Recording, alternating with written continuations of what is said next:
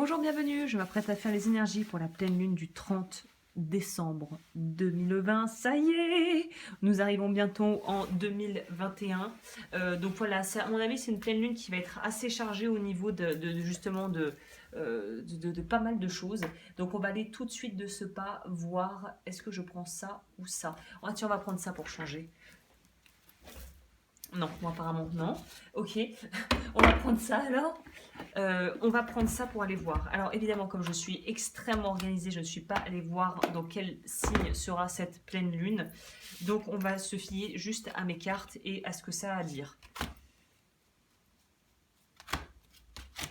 Alors je dirais... Bon. Allez hop. On va commencer par ça pour la pleine lune du 30. J'espère que vous allez passer ou que vous avez passé, je ne sais pas quand est-ce que la vidéo sortira, mais que vos fêtes de fin d'année se passent bien, que vous prenez soin de vous. Et on va voir sur quelle note se termine cette année, sachant que j'aurai probablement publié d'ici là les lames du tarot pour connaître votre année 2021. Donc je vous laisse aller regarder ça si ça vous intéresse. Et je prends durant tout le mois de janvier justement des consultations spécifiquement pour votre année par rapport à votre lame de tarot.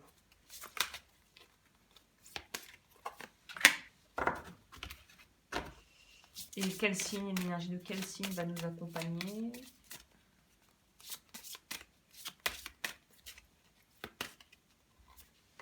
Boum. Alors, balabim, balaboum. Ok.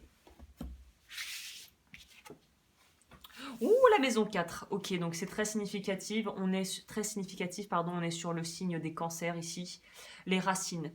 D'où on vient, le lien, les proches, les gens qui comptent pour nous, que ce soit la famille de cœur ou la famille biologique. Ces racines, vraiment, très clairement là. Voilà. Bon, voilà, on peut pas faire plus clair. Jupiter.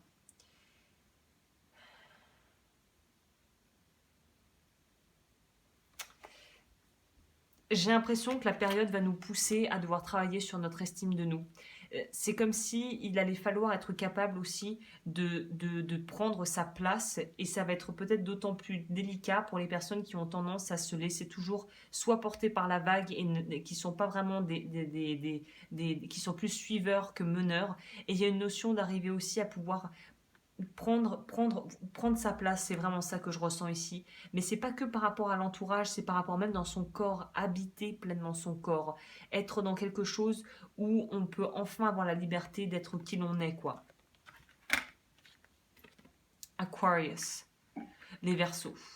Donc, et ça va être en plus soutenu par une énergie donc du Verseau qui va justement nous parler de tout ce qui va être de pouvoir en gros évoluer. C'est un peu comme, j'aime bien utiliser cette allégorie, cette métaphore. C'est un peu comme s'il fallait un petit peu mettre à jour le programme du disque dur dans notre cerveau. Il y a une idée d'avoir une approche un petit peu plus fraîche, un petit peu plus nouvelle, peut-être qui sort un petit peu des clous, mais il y a besoin d'injecter un espèce de vent de fraîcheur, de nouveauté, de quelque chose de beaucoup plus... j'ai envie de dire presque avant-gardiste. Ça pourrait aussi nous signifier que pour les personnes qui ne pourront pas justement passer les fêtes en famille, God bless la technologie qui va pouvoir permettre quand même de rester en lien dans cette période, même si on ne peut pas physiquement voir les gens. Ok. Je vais prendre les archétypes pour aller direct voir sur quoi on va devoir bosser.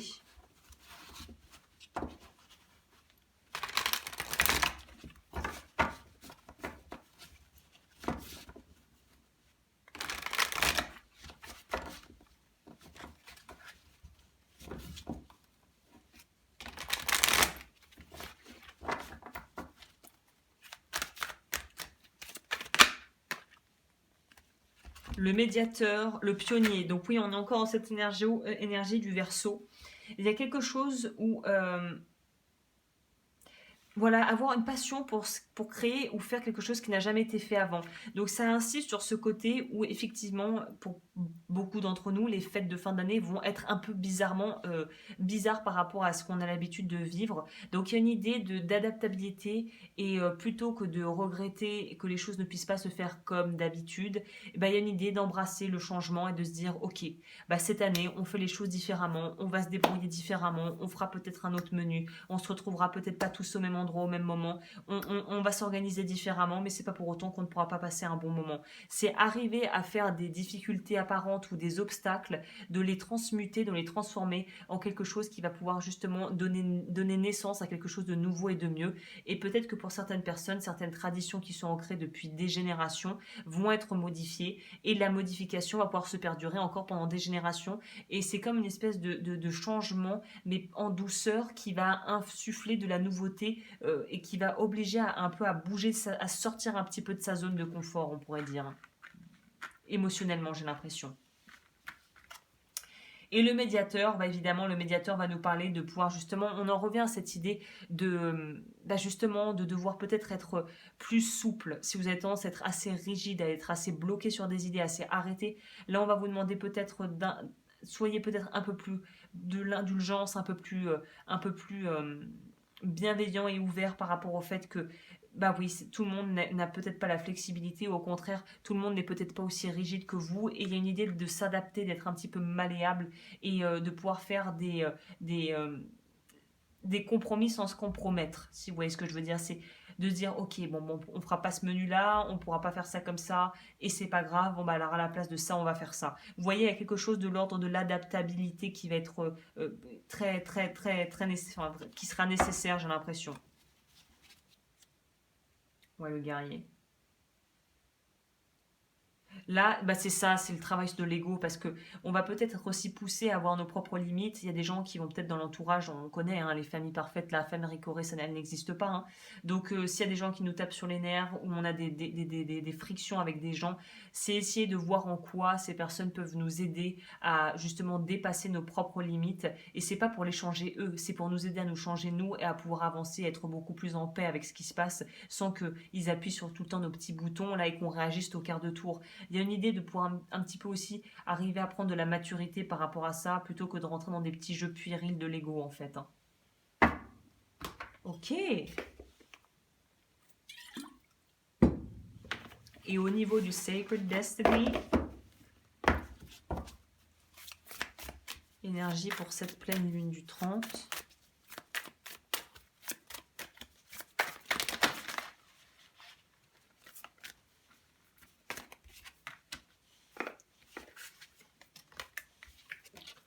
Waouh. Lune, purification. Donc oui, on nous demande vraiment de garder une ouverture d'esprit. Très clairement, c'est très prégnant ici. Il va falloir avoir bah c'est ça, il va falloir sortir de son petit nombril et peut-être d'une approche assez égocentrée qu'on a tous, hein, plus ou moins, et de pouvoir se dire bon ok, là on va pas chipoter, on va mettre les petits plats dans les grands et on va s'adapter parce que c'est une période très spécifique dans un état actuel des choses, un climat assez étrange, et on va essayer de se simplifier la tâche plutôt que de chercher le conflit et d'être dans quelque chose de malsain et qui vous, en plus qui plombe, qui pousse, qui tire vers le bas. Donc là, c'est clairement une idée à l'ouverture d'esprit et à la bienveillance avec les autres et à la bienveillance à commencer par soi-même. Je vais quand même demander, on va faire une deuxième rangée. La purification, j'aimerais bien quand même savoir...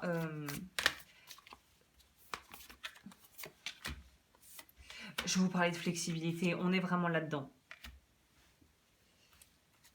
Et peut-être que vous allez avoir des super surprises et voir que des personnes dans votre entourage vont avoir des réactions que vous n'auriez jamais soupçonné qu'ils aient, et qui feront vraiment preuve peut-être de plus de maturité qu'à l'accoutumée. Ou peut-être que vous allez vous surprendre en bien en vous disant waouh, dis donc, j'ai fait des progrès sur moi, je ne l'ai pas étripé, je ne l'ai pas étranglé, c'est que quelque chose a évolué, je ne suis pas partie au quart de tour, je ne me suis pas énervée. Et quelque chose où il y a un renouveau qui se produit, mais c'est en nous. En fait, c'est peut-être ça le cadeau de cette année, de cette fin d'année un peu bizarre, c'est de se dire, ça nous a poussé dans nos retranchements, mais ça nous a poussé à voir vraiment où on était, qui on était, et à découvrir aussi des ressources qu'on n'imaginait même pas qu'on avait en nous. Et je pense que c'est ça vraiment le message global qu'on a ici. Hein. Ouais. On a vu tout le potentiel qui résidait en nous et on sait qu'il y en a encore une énorme partie qui est immergée comme la partie immergée de l'iceberg et qu'on va découvrir et qui se révélera petit à petit. Mais on a pu développer des capacités et une force qu'on n'imaginait même pas qu'on avait. Et c'est un petit peu ça comme on clôture l'année sur cette note-là en fait. Hein. Je vais prendre le Herb Crafter's Tarot. Parce que je le sens pas beaucoup, mais je l'aime beaucoup. Et puis là, je savais pas pourquoi, mais j'étais inspirée. Donc, on va aller chercher ça.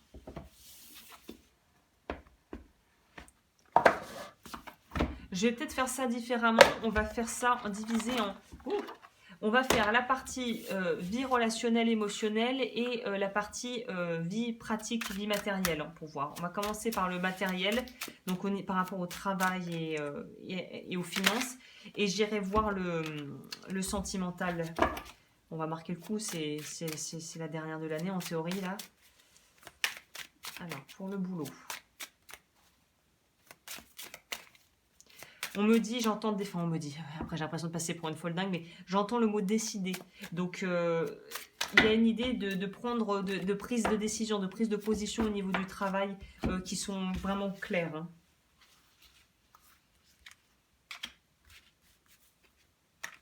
Et au niveau sentimental.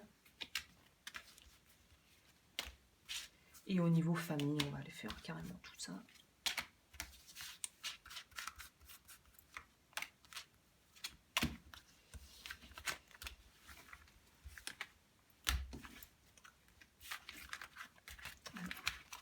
Pour le boulot.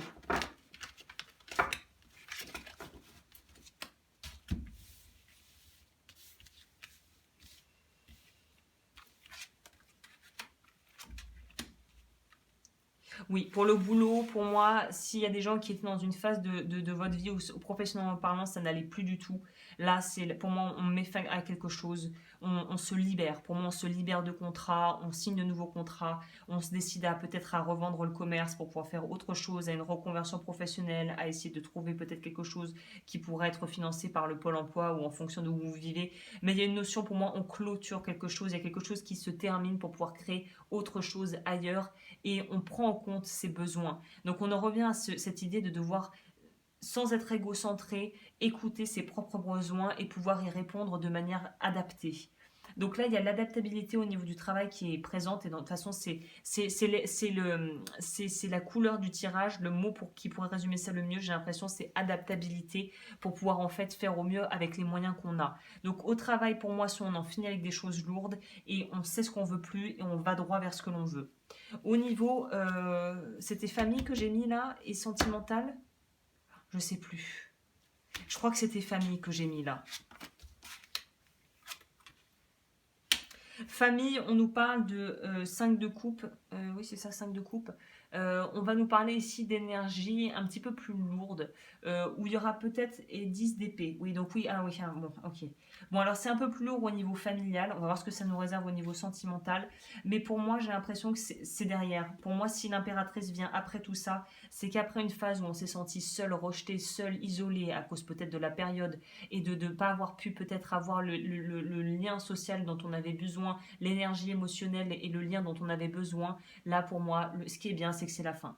Et ça nous permet aussi de voir que s'il a fallu faire le deuil de certaines relations, de certaines personnes, de personnes qui ont pu peut-être décéder, voilà, je vous le souhaite pas, mais si c'est produit dans votre entourage, de se dire, ok, c'est dans le cycle de la vie, on naît, on meurt. Et ce qui est bien, c'est qu'après l'hiver, il y aura toujours un nouveau printemps. L'impératrice, ici, pour moi, vient nous parler du fait que l'amour sera toujours là. Même si les gens ne sont plus présents, on peut continuer à les aimer. Et ils sont peut-être là où ils sont aussi en train de vous envoyer des bonnes vibrations de l'amour en fonction de vos croyances. Donc dites-vous que tout est régi par quelque chose qui est pas forcément toujours dans l'amour, mais en tout cas qui tend vers ça. En tout cas, c'est ce vers quoi on nous pousse à aller, de nourrir cet amour de soi, nourrir cette bienveillance et cette envie de partager et laisser derrière ce qui est à laisser derrière en fait. Hein. Il y a une idée de faire son deuil de trucs finis pour pouvoir laisser une ouverture pour créer autre chose. Un peu comme un champ qu'on aurait labouré, maintenant on peut planter de nouvelles graines. Au niveau du sentimental, bon, on sent qu'on en a tous bien quand même bavé, hein. On sent qu'on en a tous un peu bavé et que le côté famille émotionnel a été difficile. On sent que globalement, là, l'ambiance générale était dure. Ça a été dur, mais on en voit le bout et en plus on a le soleil. Donc on a deux très jolies cartes, en plus des arcanes majeures qui viennent compléter à chaque fois ces tirages, qui vont nous dire qu'effectivement, l'Oregon va très bien avec la carte que j'avais tirée dans le Sacred Destiny de purification. J'ai envie de vous dire de vraiment prendre soin de vous, peut-être faire des cures pour aider l'élimination au niveau du foie, peut-être prendre de l'Oregon, c'est très bon, les capsules d'Oregon, l'huile essentielle d'Oregon, je crois, c'est très bon pour la digestion, pour tout ce qui va être au niveau aussi des femmes, de votre cycle menstruel, si vous avez des soucis de ce côté-là au niveau aussi de votre intimité, c'est très bon, l'Oregon est très bon pour toutes ces choses-là. Le 3 d'épée, bah, évidemment, nous parle de justement, pour moi, on guérit des choses qui ont été compliquées là. On se relève doucement d'une étape, d'une épreuve de vie pour certains et certaines qui a été dure et ouais, ça a été dur, hein. Mais c'est un peu comme un rite de passage, vous voyez. C'est cette idée de... On avait besoin de connaître ça pour vraiment profiter à fond après des bons moments et se dire que voilà, rien ne dure, l'impermanence est la seule chose qui est permanente en gros dans notre univers à nous et qu'on profite de ce qui est bon et on prend aussi on tire le fruit de l'expérience de ce qui a été dur. Donc il y a cette notion d'en sortir grandi quoi qu'il arrive et de savoir que de belles choses nous attendent, surtout au niveau sentimental du coup. Le soleil, c'est quand même une très belle carte. Donc, il y a vraiment cette notion d'ouverture, à mon avis, qui va permettre de faire jaillir et naître de nouvelles choses d'ici 2021. Je vais prendre les charms pour terminer.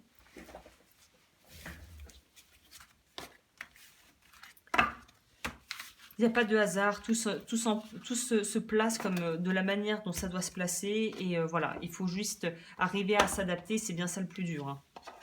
On avait quoi derrière le 10?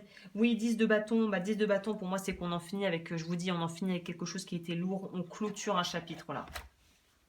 Je vais d'ailleurs noter ça, c'est pas mal.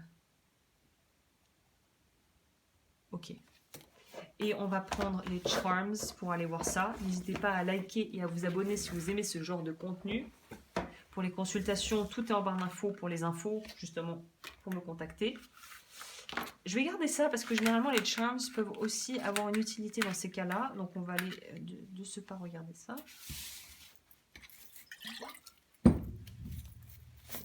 Alors.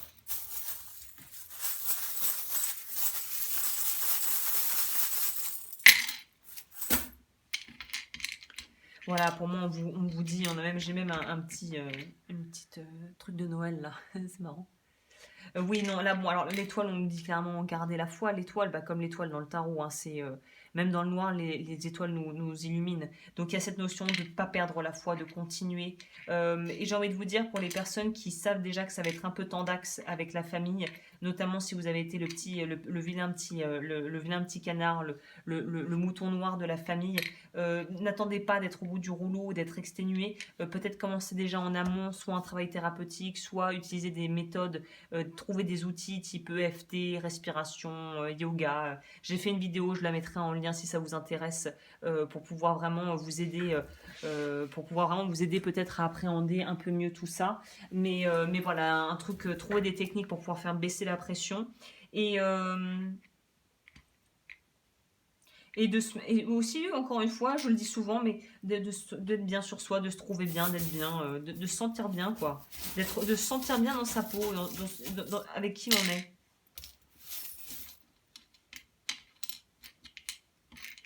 Ouais, c'est ça, de profiter, de se sentir bien et d'être dans quelque chose qui soit au niveau. Alors évidemment, ça va être un peu dur, mais au niveau alimentation, bah voilà, là ça va être dur, je pense, pour beaucoup d'entre nous de ne pas faire des excès, mais si vous pouvez essayer d'équilibrer, c'est-à-dire de quand même avoir un bon apport en fruits, en fibres et en aliments vivants et pas vous gaver que de chocolat ou de trucs supra gras, c'est tant mieux. Après, voilà, après on peut aussi se faire plaisir, hein, faut bien. Mais voilà, il y a une idée peut-être de pas trop surcharger le ventre qui après prend du temps et après qui vous fait avoir moins d'énergie. Donc voilà ce que je peux vous dire avec ça. Et ben écoutez, je pense qu'on va se finir avec une petite carte conseil pour voir ce que ça dit. Je le fais pas à chaque fois, mais là, bon, vu la période, pourquoi pas. Alors, on va prendre ça. Petit mot de la fin avec cette pleine lune. Alors.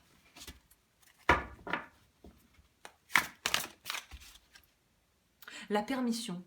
intéressant. Je me donne la permission de cheminer vers ma guérison librement, sans armure, car je suis protégée, infiniment protégée, au-delà de ce que je peux comprendre. Donc il y a une notion d'authenticité ici également.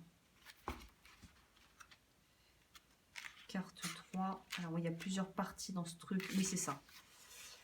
Vous avez l'intention de changer votre vie et vous en avez pris la décision. Vous avez dorénavant besoin de vous donner la permission de le faire, c'est-à-dire de créer l'ouverture, d'accéder à la boîte de Pandore qui est votre inconscient, le lieu où se trouve toute votre histoire et même celle de l'humanité. Car lorsque vous barricadez l'accès à vos souffrances, le souci étant que vous fermez aussi l'accès à la guérison.